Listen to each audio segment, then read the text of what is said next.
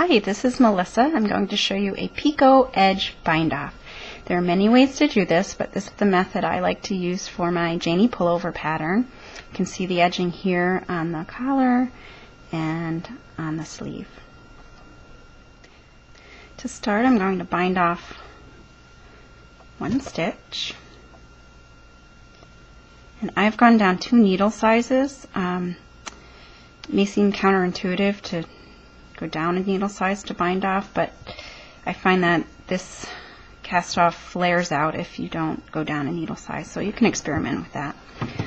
Okay, now I'm going to put this stitch back on the left hand needle, knit into it, put the next stitch back on the needle, knit into it, put that stitch back on the needle, knit into it. So essentially you're creating a crochet chain. Go to the bottom and knit into the stitch you started with. Bind that off. Bind off 2 more stitches. 1, 2, and we make another chain. So we put the stitch back on the left hand needle, knit into it, put that stitch back on the left hand needle, knit into it, put that stitch back on the left hand needle, and knit into it. Go to the first stitch worked, knit into that, bind off. Bind off 2 more stitches.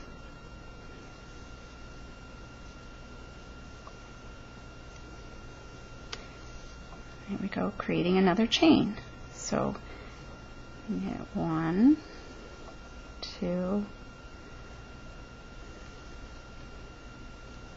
3, go to the bottom stitch, knit into it, bind it off.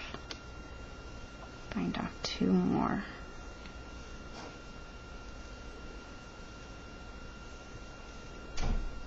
And once you get a rhythm going, you just use the tips. It goes a lot faster. Go to the bottom, bind that off, and bind off 2 more stitches. And continue this way all the way to the end.